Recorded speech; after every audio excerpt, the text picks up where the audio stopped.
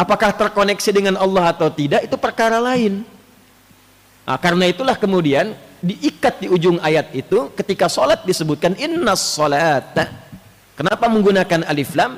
Karena kita mesti pastikan semua bagian sholat yang kita tunaikan itu terkoneksi kepada petunjuk dan ajaran Nabi, sehingga bukan hanya bacaan yang kita ungkapkan di lisan, gerakan yang kita lakukan, tapi juga ada hikmah yang kita pahami, bacaan yang kita mengerti, gerakan yang kita dalami, wa yuzakkikum, ada pengaruh kepada jiwa, sehingga kita menemukan sesuatu yang baru dalam hidup kita. Wa yu'allimukum ma lam takunu ta'lamun. Nah, ini tipikal ciri orang beriman, yang dengan itulah kemudian dia memburu waktu salat yang telah ditetapkan. Innas salata kanat 'alal mu'minina kitaban mauquta. Dia buru, jadi bukan dia tunggu, dia buru itu. Dia buru. Dan saat dikumandangkan konektivitas panggilan sholat, nanti getaran imannya itu mengkonfirmasi. Itu yang dimaksud Quran surah ke-8 ayat yang kedua, Al-Anfal ayat 2. Innamal mu'minuna alladzina idza dzukirallahu wajilat qulubuhum.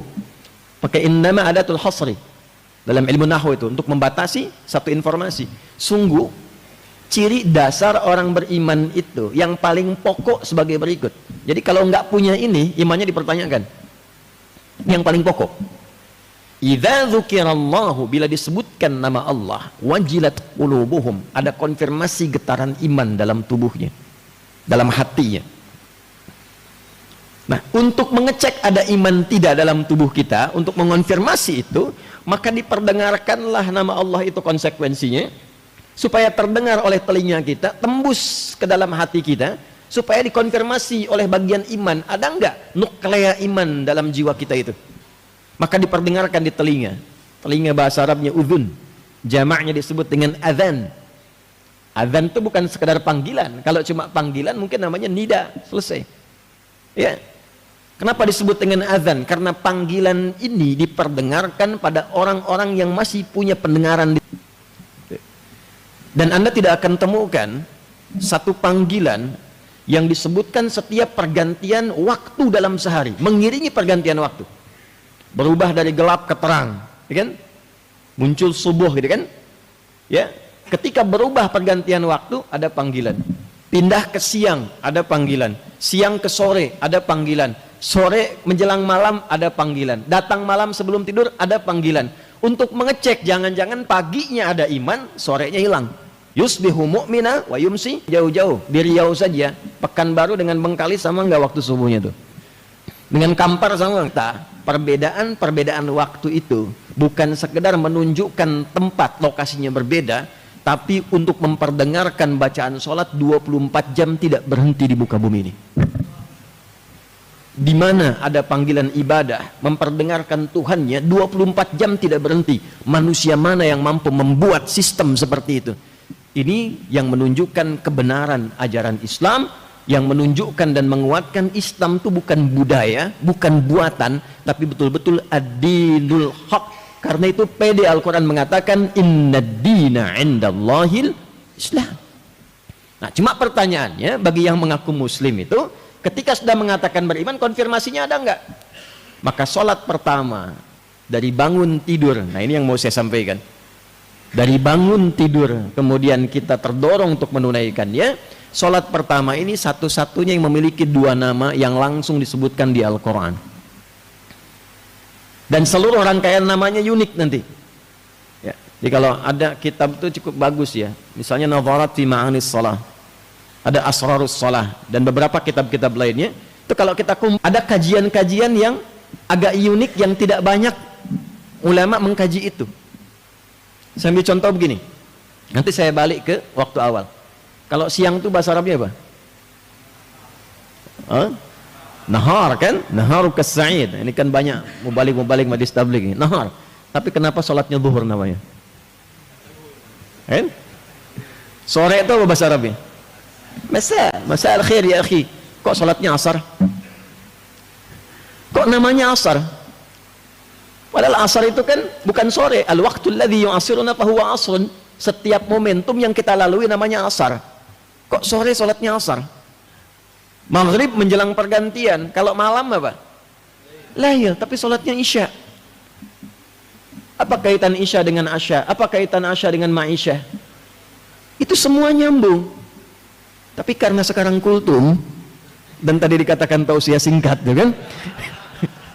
Maka saya hanya akan buka bagian pertama saja. Kenapa sholat pertama itu subuh dan disebut juga dengan fajar? Kenapa ketika disebutkan fajar yang disebutkan Qur'annya? Kenapa ketika disebutkan subuh yang disebutkan tanafusnya? Quran surah 81 ayat 18, was-subhi idza tanaffas. Quran surah 17 ayat 78, aqimis salata liduluki syamsi ila ghasaqil laili wa qur'anal fajr. Inna qur'anal fajri kana masyhuda. Yang lainnya salat, begitu masuk ke fajar Quran, begitu masuk ke subuh tanafus. Pernah nggak kita kaji dulu? Itu poin yang pertama dulu. Bapak Ibu sekalian, hadirin rahimani wa rahimakumullah. Saya mulai dari fajar dulu. Ada 3 kata dan 3-tiganya muncul di Quran. 1 fajar, 2 infajar, 3 fujur. Ya, fajar, infajar, 3 fujur. 3-tiganya punya akar kata yang sama, berasal dari huruf fa, jim dan ra. Yang asal mula katanya adalah sesuatu yang memancar, ya, terhadap respon dari satu hal. Jadi ada satu pancaran, ya, untuk merespon satu hal, keluar pancaran itu. Jika yang dimaksud responnya fisikal, keluar memancar secara material, itu digunakan kata infajar namanya. Contoh gini, Umri mau bor air nih, aksi sosial misalnya ke satu daerah mau bor air. Ketika dibor, airnya keluar memancar kan ke atas. Nah, itu namanya infajar, materinya keluar. Ya, contoh Quran surah kedua ayat 60. 12 kabilah suqizatmu supaya mengeluarkan 12 mata air langsung supaya enggak rebutan 12 nih. Maka turunlah firman Allah, pukulkan tongkatmu yang kayu ke batu itu. Untuk menunjukkan ini mukjizat. Kayu sama batu kuat mana? Batu. Tapi untuk menunjukkan tongkat ini ada mukjizatnya, pukulkan kayu ke batu yang pecah batunya. Nanti memancar dari batu itu 12 mata air. Wa idzistasqa Musa liqaumihi faqulna dharib bi'asakal hajar. Asa hajar, bi'asakal hajar. Fanfajarat, bukan fafajarat. Fanfajarat min husnata asyrata aina, memancarlah 12 mata air. Tongkatnya Musa alaihi salam kayu dipukulkan ke batu yang pecah batunya keluar 12 mata air. Anda pengen tes tongkat emas Anda itu mukjizat bukan? Pukulkan ke batu keluar 12 air mata itu. Pecah tongkatnya. Ya, keluar fajar, infajar.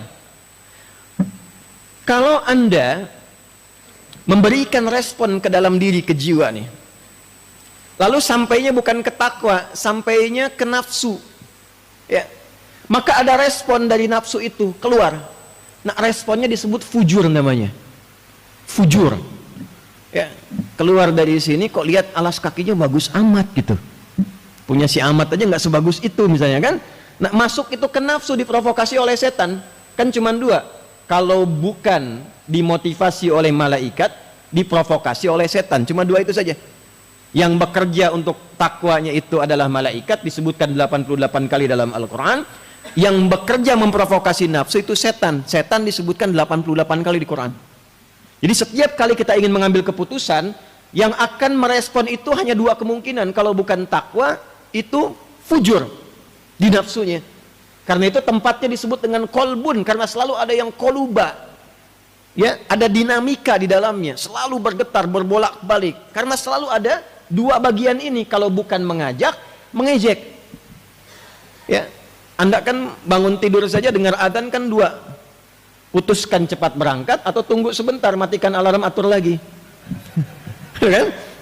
Ya, nah maka ketika diberikan misalnya respon itu oleh setan, ya, lalu disambut oleh nafsu, itu yang keluar pancarannya fujur namanya, mengeluarkan aura keburukan yang disebut nanti ketika keluar disebut dengan su. Ya, ini yang dimaksud Quran surah ke-12 ayat 53. Wa ma ubarni'u nafsi innan nafsa la'ammaratum bis-su. Bagian mana yang ada di nafas yang ada su di situ, itu yang disebut fujur, lawan dari takwa. Lawan ini, ya paradoks ini ditampilkan di Quran surah 91 ayat 7 sampai 10. Wa nafsi wa ma sawwaha fa alhamaha fujuraha wa taqwaha. Qad aflaha man zakkaha wa qad khaba man dassaha. Kaifal husul ala al-falah biistimali tazkiyah. Bagaimana mendapatkan falah dengan menekan fujur ini supaya tazkiyah itu keluar. Maka diperdengarkan di telinga kita, hayya 'alal falah. Disambut oleh kita untuk fungsi tazkiyah, mengerjakan apa? Salat. Diperdengarkanlah sejak awal bangun supaya tazkiyahnya fungsi. Fujurnya ditekan, yang muncul di takwa. Takwa itulah yang nanti akan memancarkan gelombang merespon panggilan azan. Respon itulah yang disebut dengan fajar. Makanya kenapa subuh itu saat panggilan pertama, responnya disebut dengan fajar untuk memberikan kesan bahwa saat kita mendengar itu ada bagian respon sinyal takwa yang merespon itu dan ada getaran dalam jiwa kita. Sudah bangun. Waktunya kita menghadap Allah. Ditandai dengan cahaya fajar yang muncul secara material, membelah kegelapan malam, memunculkan cahaya terang. Ini bukan ilmu otak-atik ya, ini ada bacaannya nih. Awas nih, ini saya tidak terlalu senang ngaji dengan pendekatan tafsir medsos. Ya, tak-takayuk taktiku, tiktokan gitu kan. Fasbakayu facebooku, facebookan ya, tabaya tubuh, youtuban, instagramu, instagraman. Muncul semua tuh. Balik ya. Jadi fajar itu menjadi penting karena itu sinyal awal pembuktian kita sebagai insan beriman. Itulah sebabnya kenapa sholat di Quran satu-satunya yang disebut sebagai bagian dari penentu iman. Namanya iman. Zakat tidak disebut iman. Puasa tidak disebut iman, walaupun dibuka dengan ya ayyuhalladzina amanu, tetap siamnya disebutkan. Tapi sholat ketika disebutkan dia menjadi penentu iman. Al-Baqarah ayat 143 di ujung ayatnya, wa ma kana Allahu liyudhi'a imanakum. Al-farqu bainal mu'min wal kafir tarkus shalah, kata Nabi. Jika Anda ingin cek perbedaan orang yang sudah beriman dengan yang belum, lihat sholatnya. Itu. Baik. Saya agak cepat karena tausiah singkat ini. Ketika direspon itu oleh cahaya iman kita yang terpancar, apa yang kita bawa menghadap Allah? Ternyata beda, nggak sama. Apa perbedaannya? Maka disambungkanlah oleh kita, lompat dulu ke Quran surah 81 ayat 18. Was-subhi idza tanaffas. Dan aku bersumpah demi waktu subuh apabila tanafas, semua aktivitas itu dimulai dengan mengeksekusi setiap gerakan-gerakan, rencana-rencana yang sudah terukur dan matang. Jadi Allah itu membuat sistem kehidupan yang terukur dan matang, yang semua makhluk mengerjakan itu sejak subuh dimulai berputar itu. Ya. Kalau bahasa kita bersamaan dengan nafas yang mengalir itu, maka kegiatan dimulai. Silahkan cek tumbuhan itu mulai mengeluarkan oksigen itu kapan? Subuh. Karbon dioksida diserap, oksigen keluar.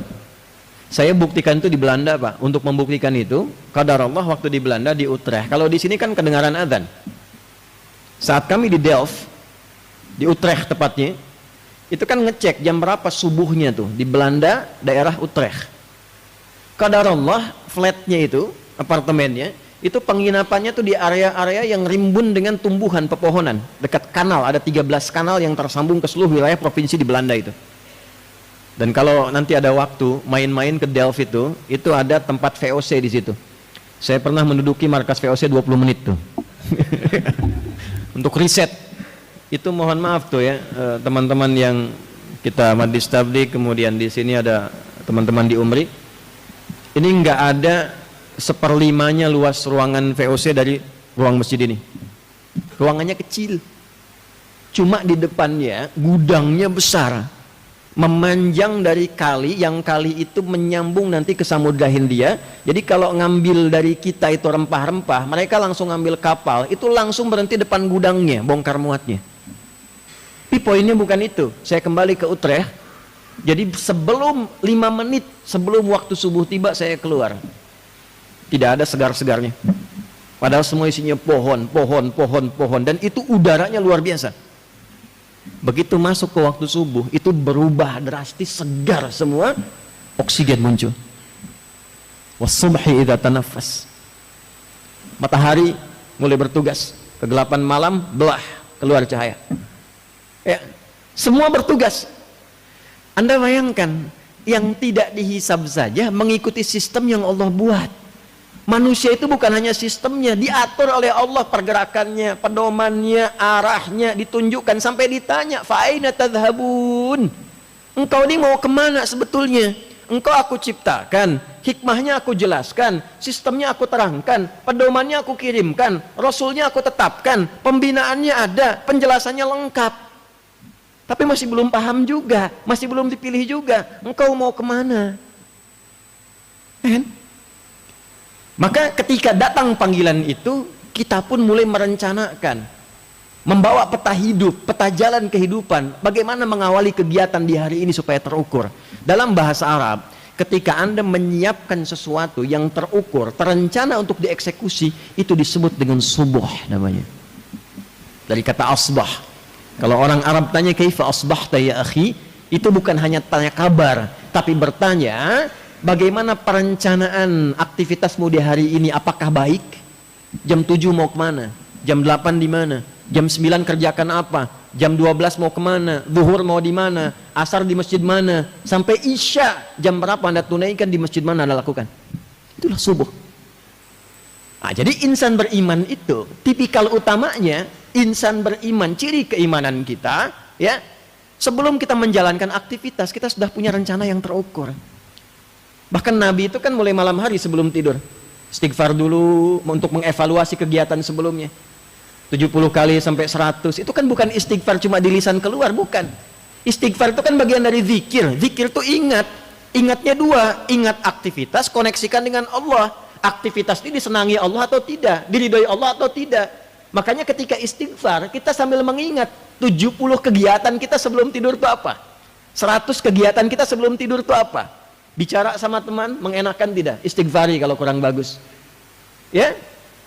Komunikasi kita dengan orang lain, pekerjaan kita itu diingat sampai kita sadar.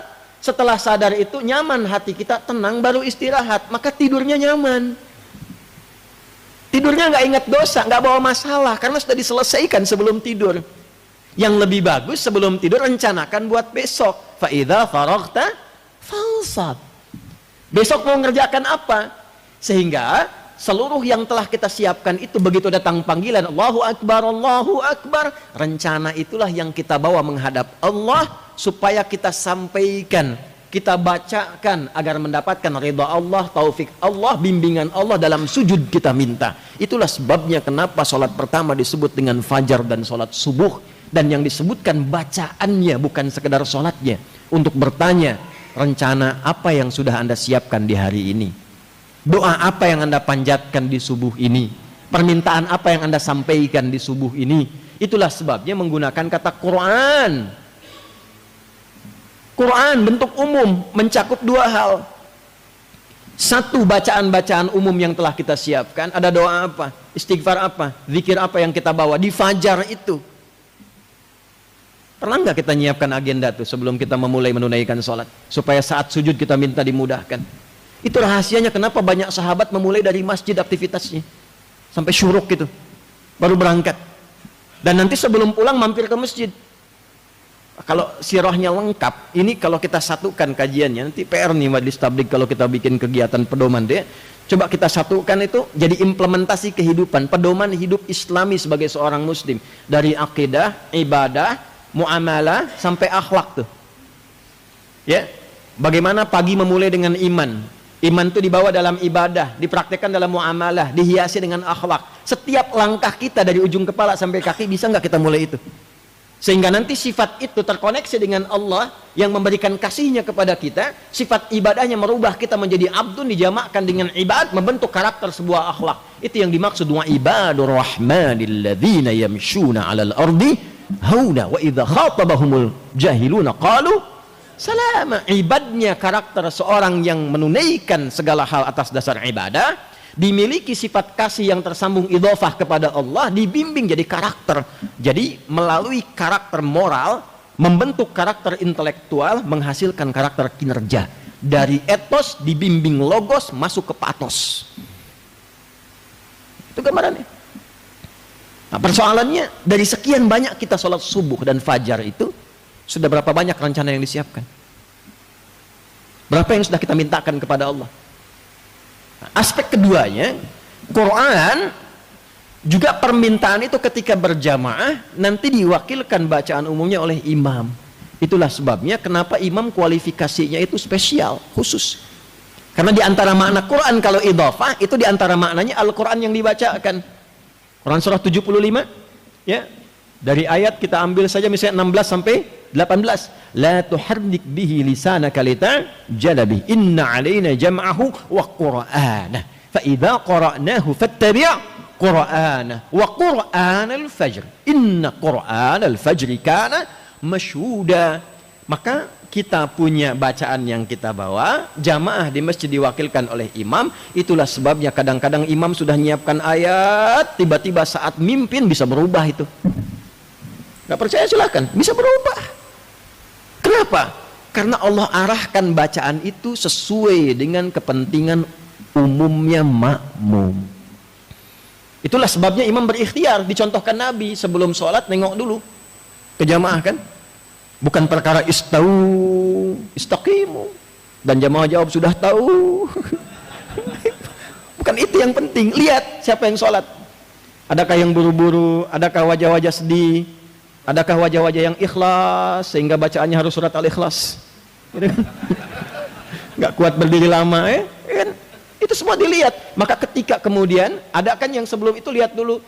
Saya itu masuk ke tempat murojaah imam di Masjid Nabawi, undangan khusus.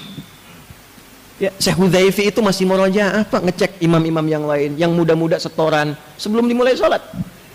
Kami diundang masuk, lihat diskusi. Setelah itu dibawa ke makam Nabi, udah selesai ke Raudah dan sebagainya. Itu masih murojaah, kan ada CCTV. Kita kan lihat, oh ini makmumnya siapa, gambarannya bagaimana, baru dipilihkan surah sesuai dengan keadaan makmum berdasar gambaran imam. Tapi kadang-kadang ketika itu pun saat mulai bertakbir itu bisa berubah surat yang dibaca. Coba kenapa nggak disambungkan ayat 16 tiba-tiba inna anzalna tuh? Dari surat 2 ke surat 97 kan lompatannya jauh itu. Itu kan nggak tiba-tiba pengen dibaca begitu saja itu. Beda sifatnya itu lain. Nah itu yang saya maksudkan. Ayo coba kita gabungkan 4 elemen ini. Sehingga ketika kita gabungkan berwujudlah kemudian menjadi bagian manusia yang paripurna. Nah sekarang pertanyaannya, ada nggak bimbingan merencanakan kegiatan untuk menjalani visi hidup dimulai dari subuh? Nah itulah nanti yang akan kita bahas dalam bahasan khusus di sesi Majlis Tabligh setelah ini, supaya nanti kita punya pedoman yang akan ditebarkan kembali sehingga umumnya ya masyarakat Indonesia baik yang tergabung di Persyarikatan Muhammadiyah atau juga yang kawadir yang lainnya bisa mendapatkan manfaat dari kajian-kajian yang bisa kita rumuskan di kesempatan ba'da subuh ini. Saya kira saya mohon maaf kalau tausiah singkat ini tidak begitu singkat, tapi untuk menajamkan apa yang saya sampaikan supaya setidaknya kita bisa memahami dengan lebih maksimal. Subhanakallahumma rabbana wa bihamdika nasyhadu an la ilaha illa anta nastaghfiruka wa natubu ilaik wa akhiru da'wana alhamdulillahi rabbil alamin. Nasrun minallahi wa fathun qarib wa basyiril mu'minin. Assalamualaikum warahmatullahi wabarakatuh.